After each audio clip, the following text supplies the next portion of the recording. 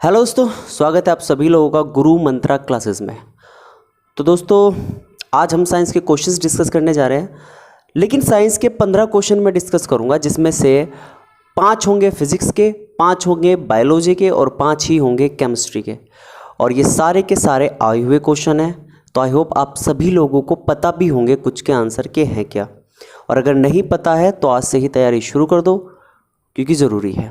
ठीक है, तो चाहे आपका ग्रुप डी का हो, चाहे आपका कोई पुलिस का एग्ज़ाम हो, चाहे एसएससी का एग्ज़ाम हो, एक्सेट्रा एक्सेट्रा, कुछ भी हो जिसमें साइंस आती है, सभी के लिए इम्पोर्टेंट है। तो शुरू कर दें। लेकिन उससे पहले आप लोगों को करना ये है कि जैसे ही आपकी स्क्रीन पर क्वेश्चन डिस्प्ले होगा, आपको वीडियो पोस्ट करके उसका आंसर क्या करना है, कमेंट करना है। ओके, इससे आपको आपके तुक्के पता लग जाएंगे कि तुक्के सही लगते हैं या नहीं लगते हैं।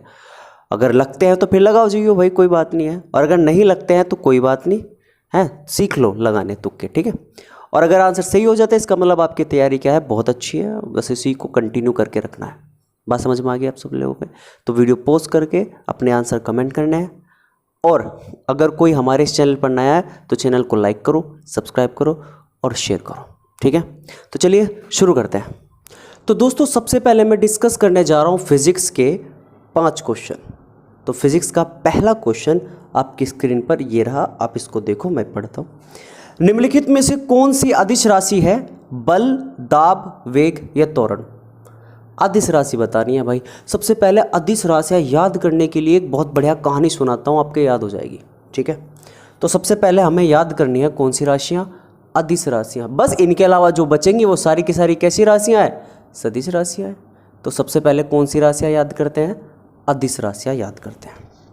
चलो भाई, अब अदिश राशियाँ क्या होती हैं आप सभी को पता है। जिसमें क्या होता है, परिमाण होता है लेकिन दिशा नहीं होती है। वो सारी की सारी क्या होती है? अदिश राशियाँ होती है।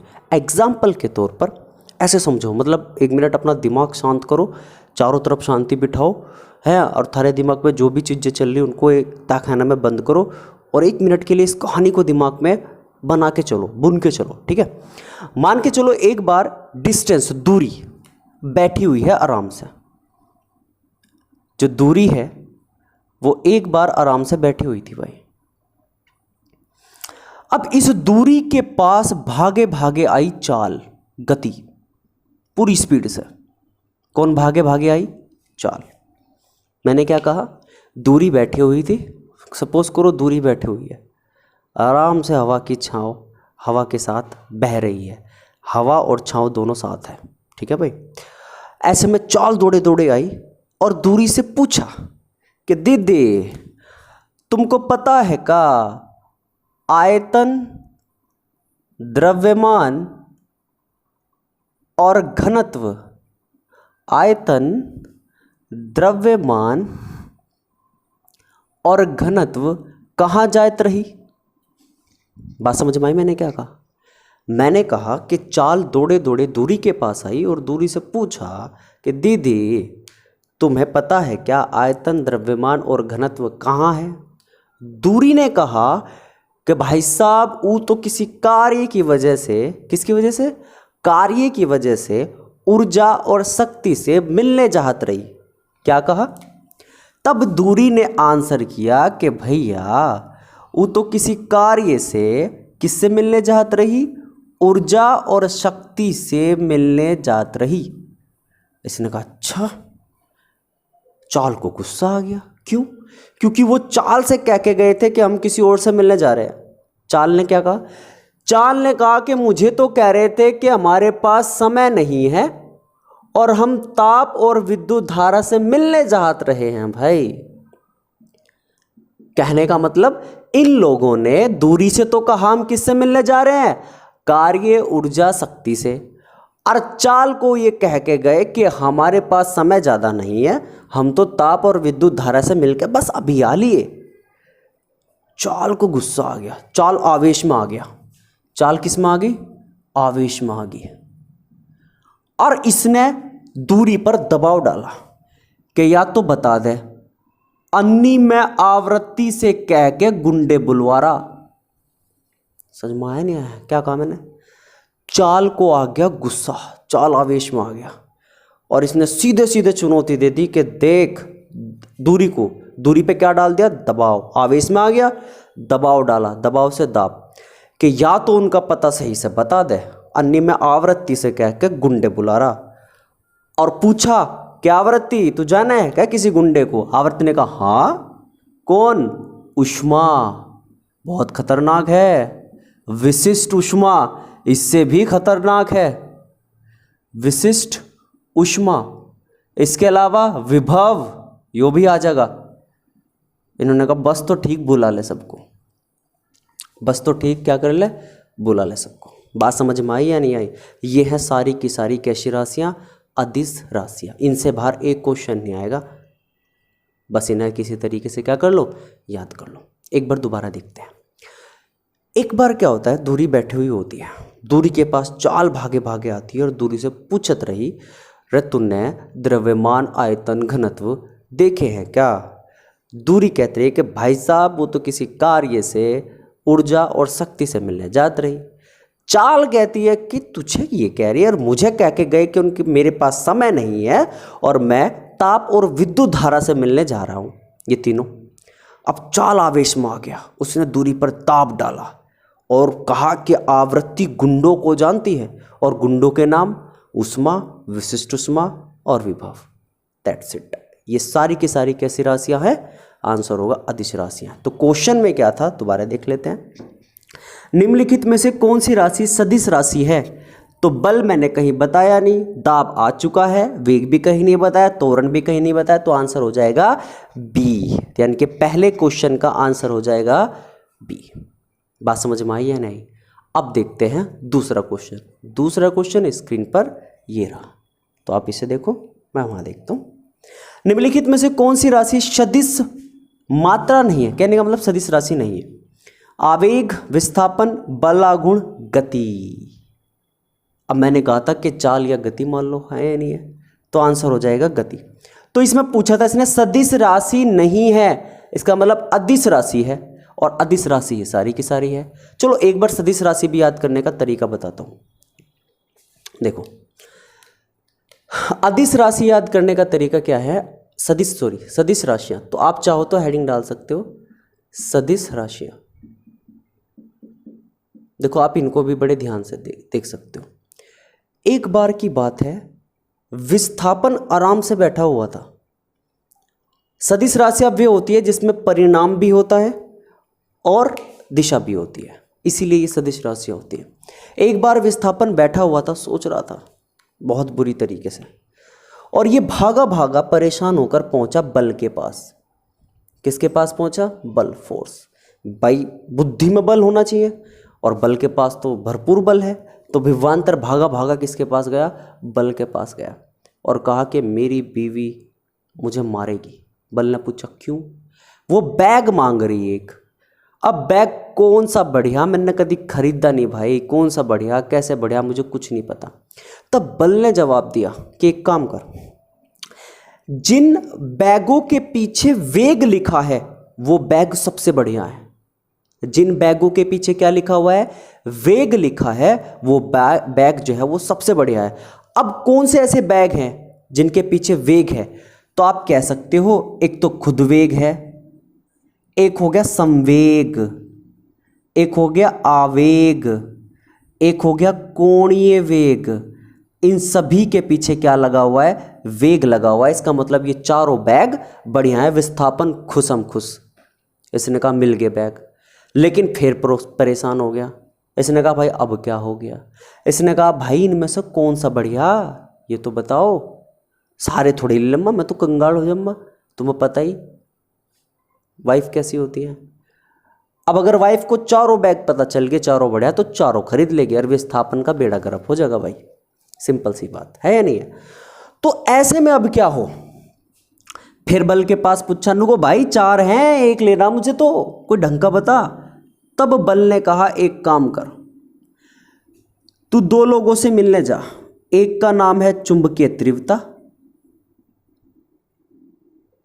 और एक का नाम है विद्युत तीव्रता।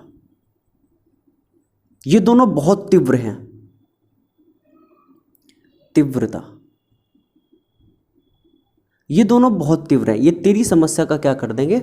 समाधान कर देंगे। इसने कहा गया भाई चारों बैग लेके इनके धोरे। इसने कहा कि भाई मुझे इन चारों बैगों में से एक चाहिए। तो इन दोनों ने कहा एक काम कर, इन्हें हमारे फील्ड में रख दे, हमारे क्षेत्र में। अब इनके क्षेत्र कौन से हैं? एक चुंबकीय क्षेत्र, एक विद्युत क्षेत्र। ये सारे के सारे क्षेत्र किसके हैं?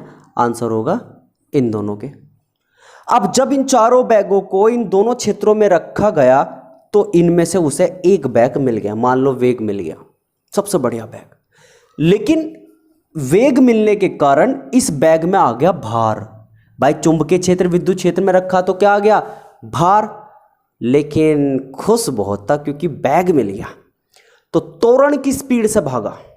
किस स्पीड से भागा? त्वरण की स्पीड से। तो भार के बाद लिख सकते हो त्वरण, कि मिल गया बैग, मिल गया बैग, बीवी खुश, वो भी खुश, रोटी मिल गई, बात खत्म। बात समझ में आई है नहीं? क्या हुआ? एक बार शुरू से देखते हैं। सबसे पहले क्या होता है? विस्थापन परेशान होता है, वो दौड़ा दौड़ा बल के पास जाता है कि मुझे बैग चाहिए और बैग ढंग का मिल नहीं रहा। बल ने कहा कि जिन बैगों के पीछे वेग है वो बैग सबसे बढ़िया है। तो ऐसे 4 बैग उसे मिले जिसके पीछे वेग है, एक खुद वेग, एक आवेग, एक समवेग, एक कोणीय वेग। अब इन चारों बैगों में परेशान कि सबसे बढ़िया कौन सा है? तो 2 लोगों से और मिला, एक चुंबकीय तीव्रता, एक विद्युत तीव्रता।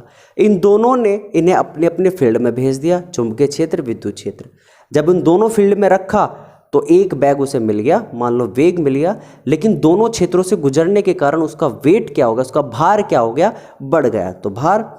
लेकिन खुशी थी उसे कि बीवी का बैग मिल गया, सिर पे से मुसीबत टली। तो उस बैग को त्वरण की स्पीड से भागा। अब त्वरण की स्पीड से मतलब कैसे? त्वरण की स्पीड से मतलब है कि हर सेकंड उसकी स्पीड बढ़ती जा रही है और तुरंत घर जाकर बीवी भी खुश और वो भी खुश और बल्ले बल्ले। तो भाई इस क्वेश्चन का आंसर जो भी पीछे गया है, डिस्प्ले आपको हो गया होगा, है ना? इसमें आंसर क्या है? गति। क्योंकि आवेग भी क्या है? सदिश राशि है। विस्थापन भी क्या है? सदिश राशि है। और बल आघूर्ण भी क्या है? एक सदिश राशि। आप कह सकते हो चुंबकीय क्षेत्र में रखने के कारण उनमें भार बढ़ा और भार के कारण त्वरण की स्पीड से बढ़ा और उसकी सांस में सांस आई, यानी कि उसका बल आघूर्ण क्या हो गया? बढ़ गया। बल आघूर्ण या आप कह सकते हो चुंबकीय आघूर्ण भी कह सकते हो कि दोनों राशियां क्या हो गई? बढ़ गई। उसकी हिम्मत में बल भी मिल गया और उसकी हेल्प सबसे ज़्यादा चूंकि किससे हो गई? मतलब आघूर्ण वाले। सिंपल। समझ में आया नहीं आया? तो जिनके पीछे आघूर्ण हो वो भी कैसी राशियां हैं? वो भी सदिश राशियां हैं। बात समझ में आई नहीं? देखो कहानी ऐसे बैठे बैठे आप भी बना सकते हो, सोच लो कुछ भी ध्यान से, कोई दिक्कत नहीं है। लेकिन रट्टा मारने की ज़रूरत नहीं है, सिर्फ कहानी के तौर पर क्या करना है? चीज़ों को याद करना है। समझ में आया? चलो तो इसको रफ करते हैं और फिर देखते हैं अपना तीसरा क्वेश्चन फिजिक्स का।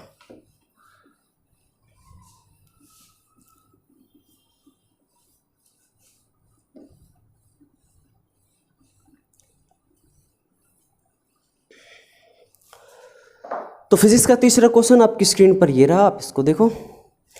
किसी कमानी या स्प्रिंग के बल स्थिरांक के की इकाई है।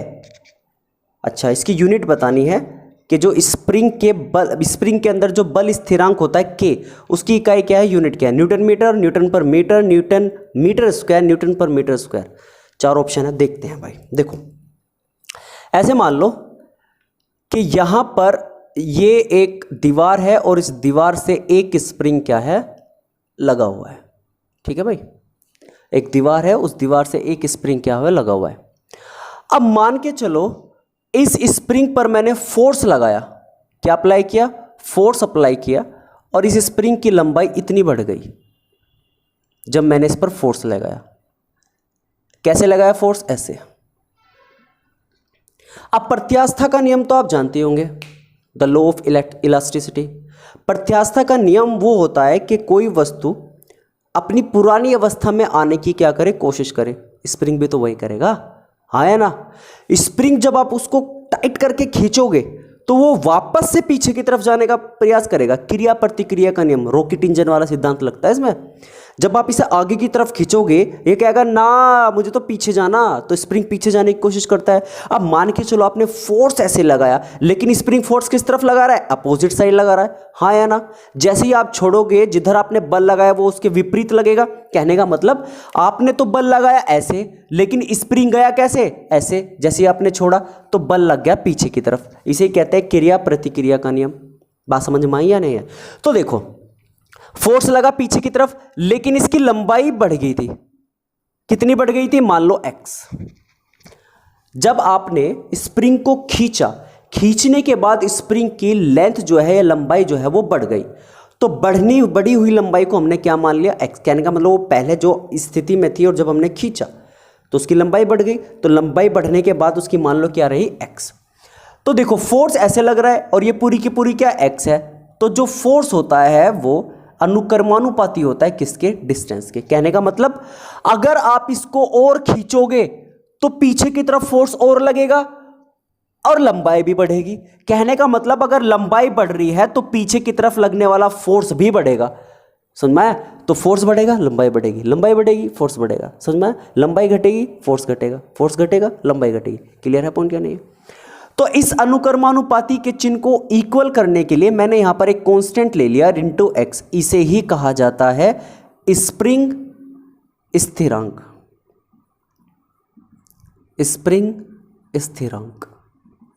बताओ जी, बात समझ में आई या नहीं आई? अब k की वैल्यू ऐसी रखो, x को इसके बट्टे में ले जाओ, तो f अपॉन x। f का मात्रक होता है न्यूटन और मैंने कहा लेंथ लंबाई x होती है मीटर, तो आंसर हो गया न्यूटन पर मीटर। तो इसका आंसर हो जाएगा B, न्यूटन पर मीटर। समझ में आई बात या नहीं आई? अगर आ गई है तो वेरी गुड, अगर नहीं आई है तो दिमाग से भूसा एक तरफ करो और फिर समझो, मतलब रिवाइंड करके फिर से देखो। समझ में आया? ये है स्प्रिंग स्थिरांक K, और इसे निकालने के लिए इसका न्यूटन इकाई निकालने के लिए x को f के नीचे ले जाओ। f हो गया फोर्स, x हो गया लेंथ, k हो गया स्प्रिंग स्थिरांक, तो f अपॉन x, f का यूनिट हो n और k x का हो जाएगा मीटर, तो न्यूटन पर मीटर।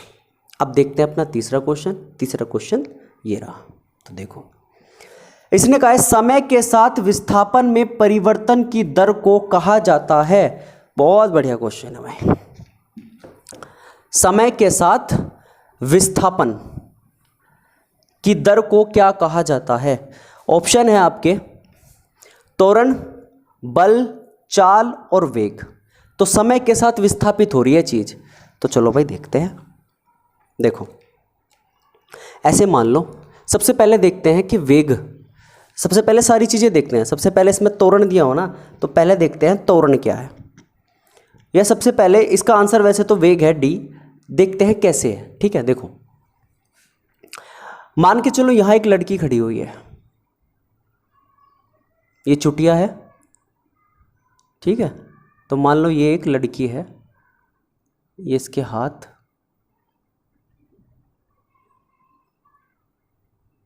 ये इसके बाल,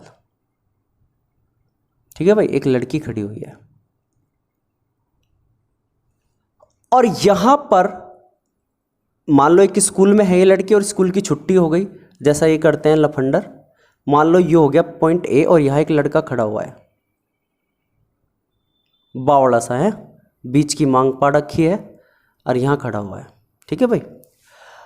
अब इसने देखा इस लड़की को और देखते देखते, मान लो इसके पास एक बाइक थी और देखते देखते,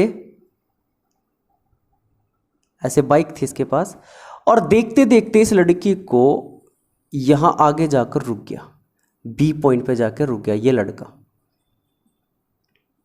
समझ में आया? तो ये ए स्थान से कहां चला गया? बी स्थान। डायरेक्शन थी, बिल्कुल थी सर।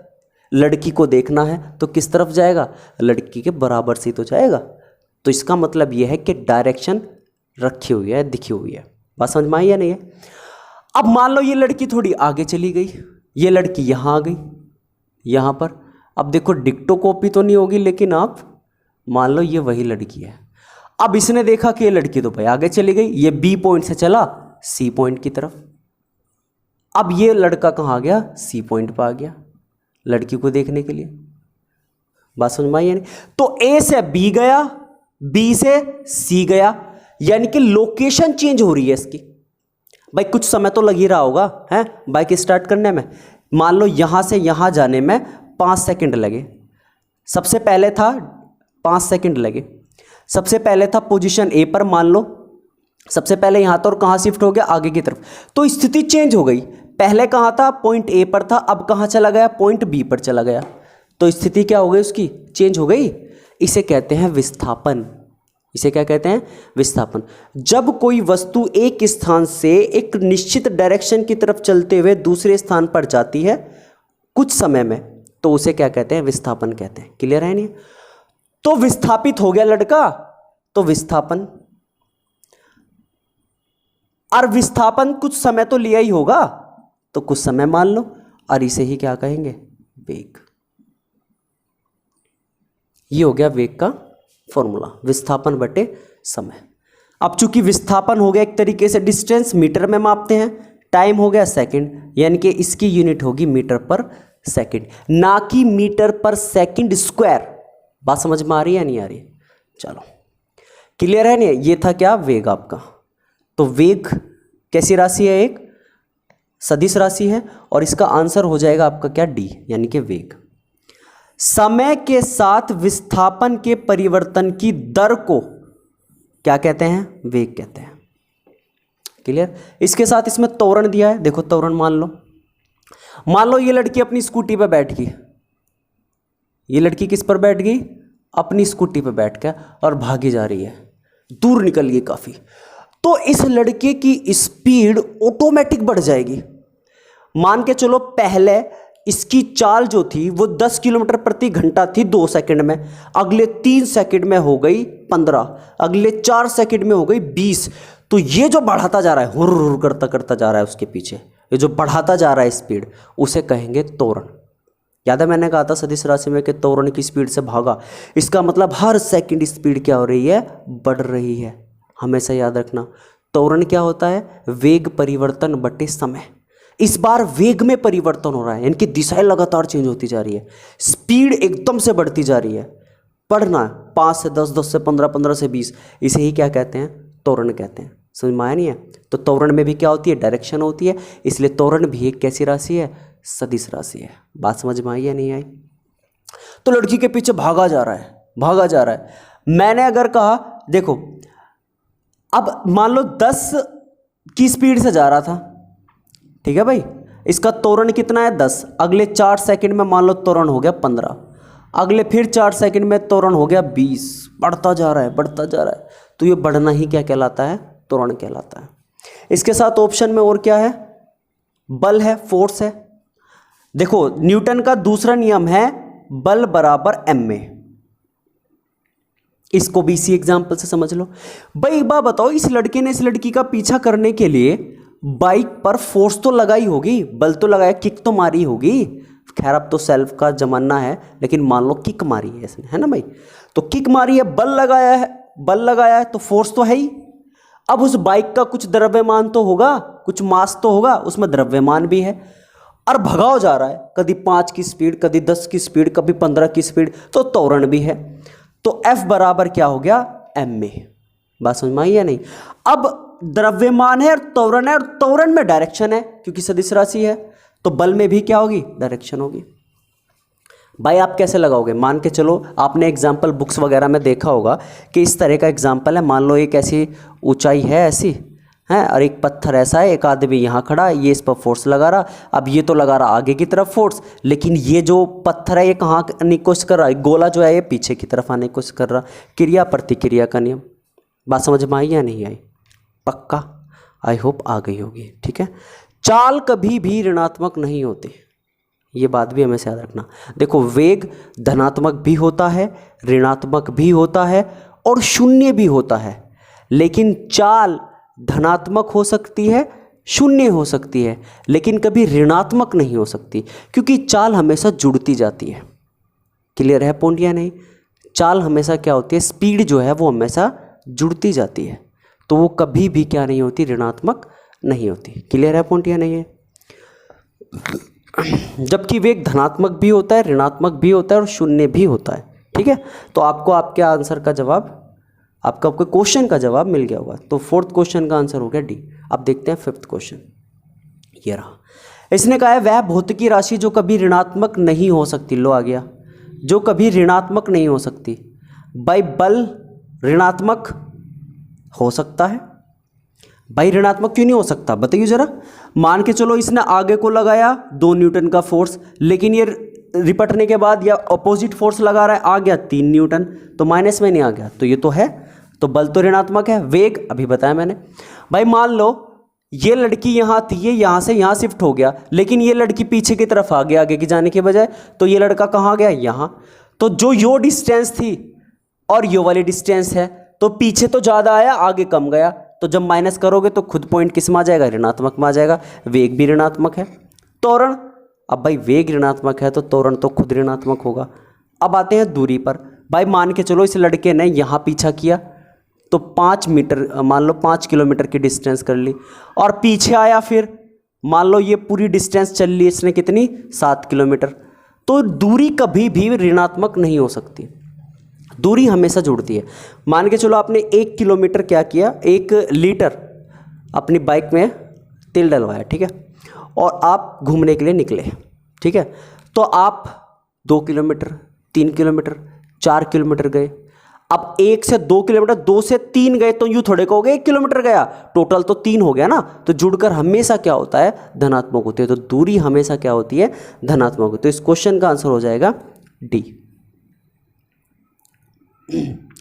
उसके बाद फिफ्थ क्वेश्चन ये रहा, इसको देखो।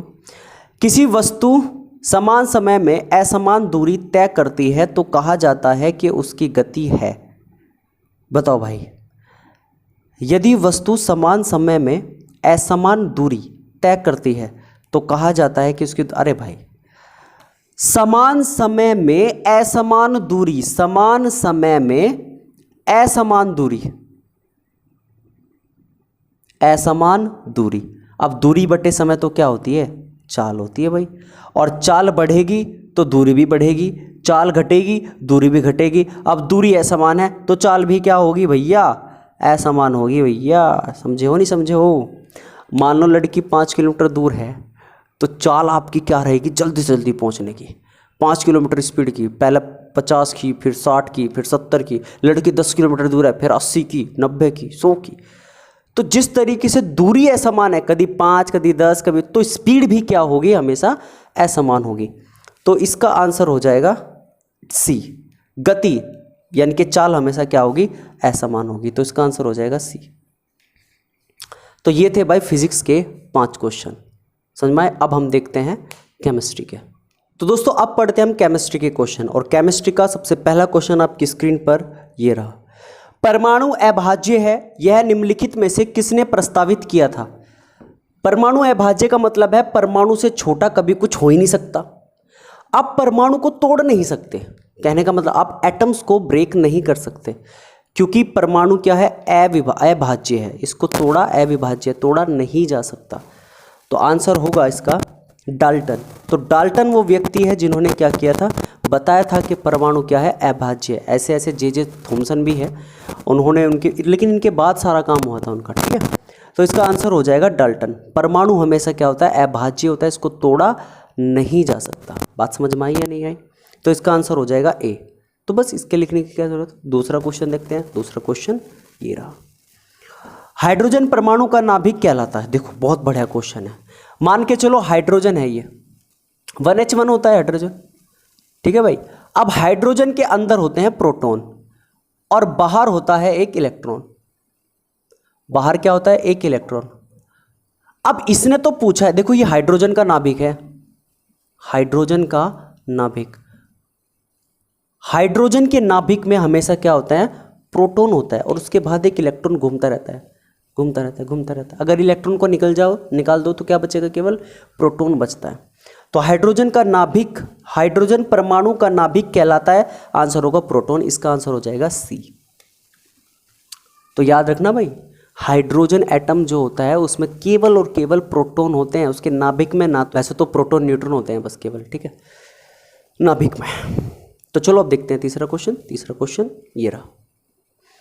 बोरबरी योजना के अनुसार परमाणु की तीसरी कक्षा में इलेक्ट्रॉनों की अधिकतम संख्या कितनी होगी?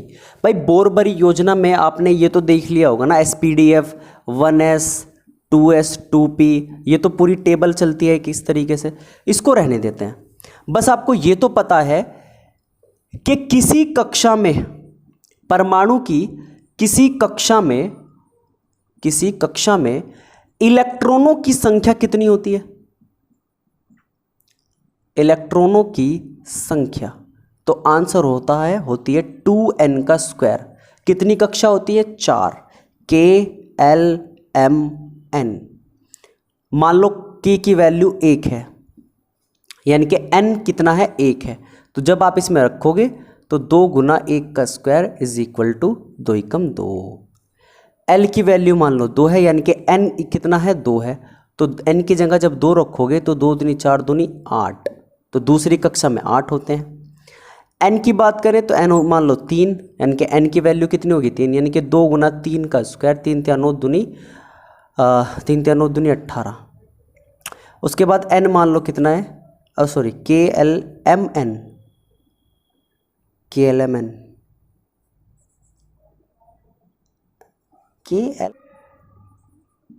हाँ, मैं ही पागल सा हो गया था।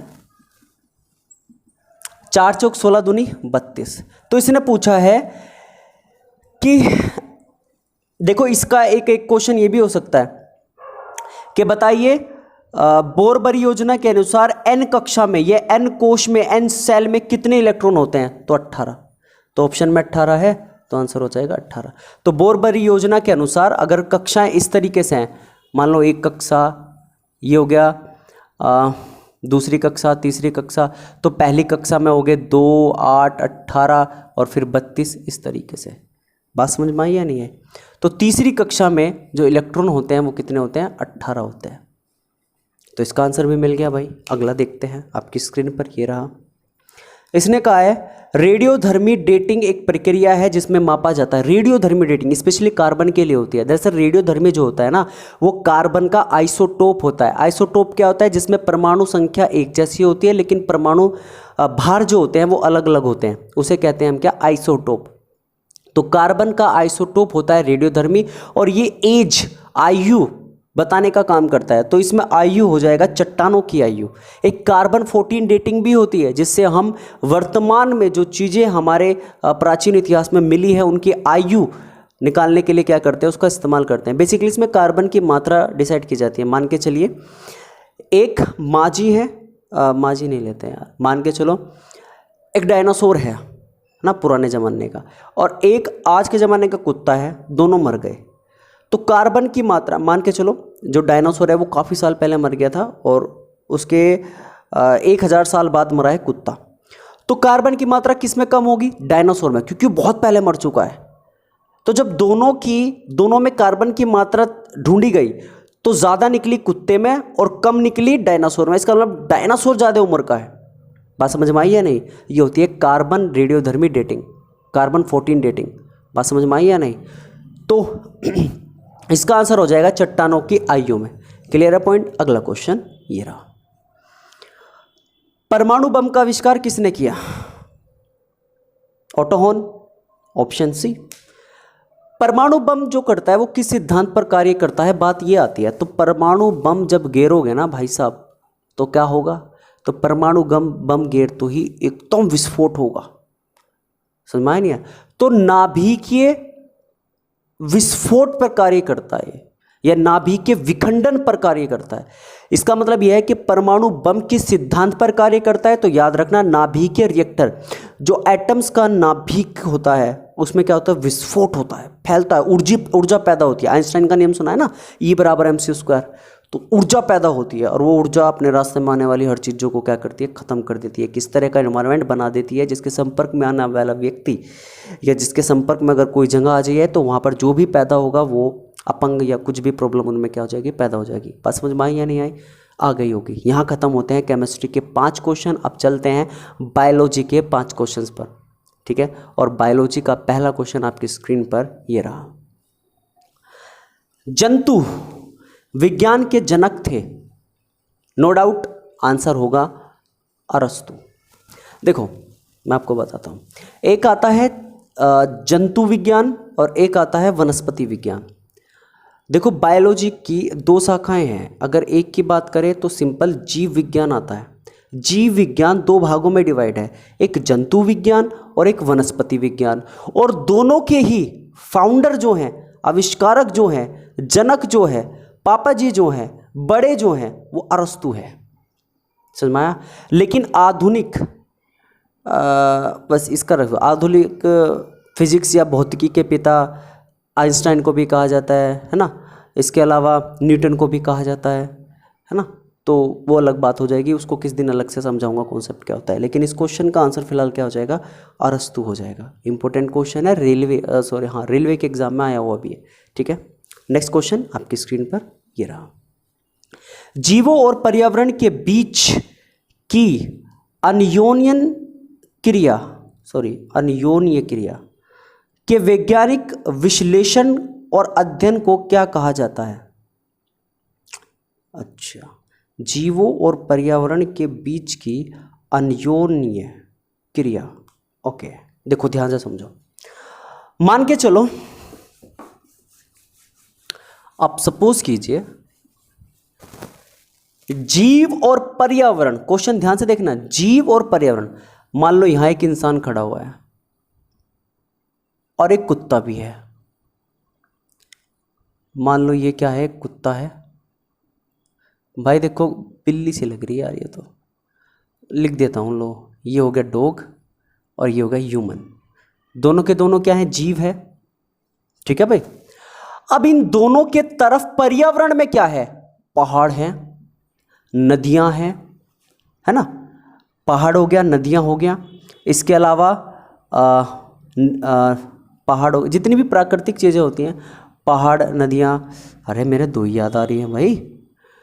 पहाड़ हो गया, नदियां हो गया, पत्थर हो गया, हैं, हवा होगी, इसके अलावा जितनी भी गैसें होंगी नेचुरली, जितने भी ज्वालामुखी होंगे वो सारे के सारे ज्वालामुखी हो गए, है ना।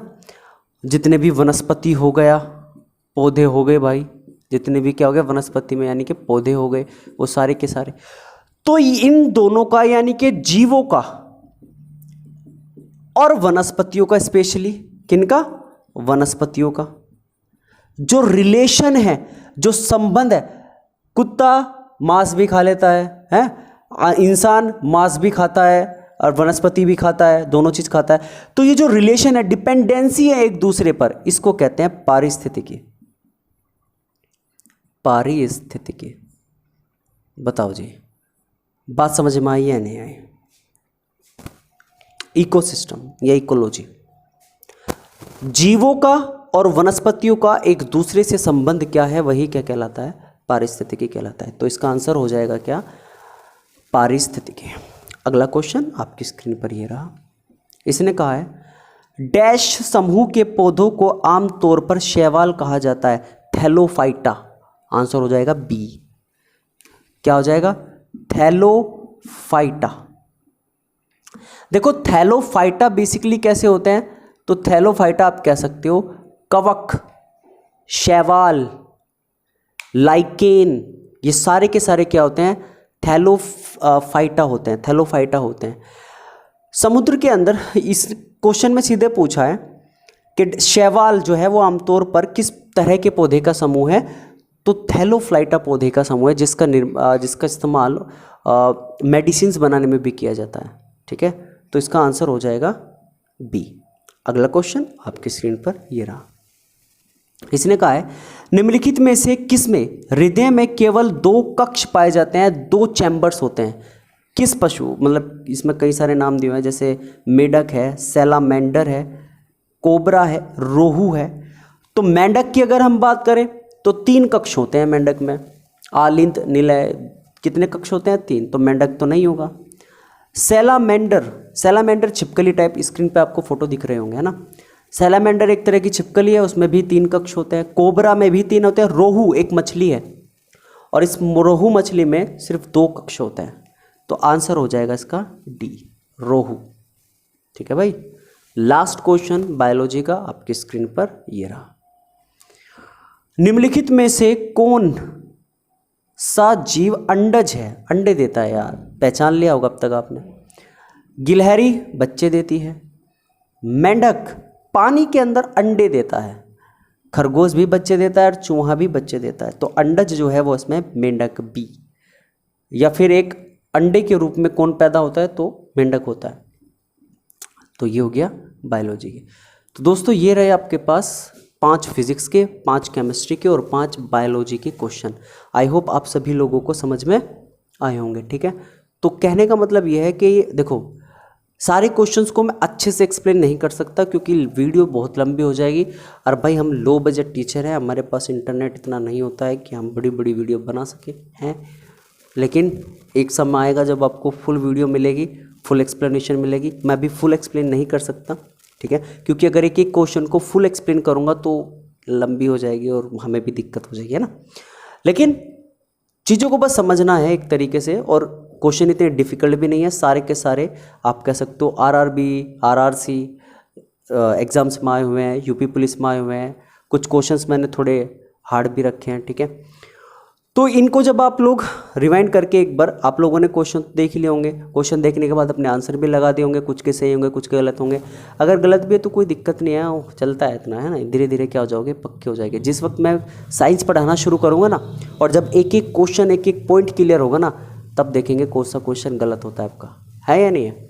तो अगर उन सभी चीज़ों को जानना है, समझना है, तो चैनल को लाइक करो, शेयर करो और सब्सक्राइब करो। तो मिलते हैं अगली वीडियो में। Take care, good bye.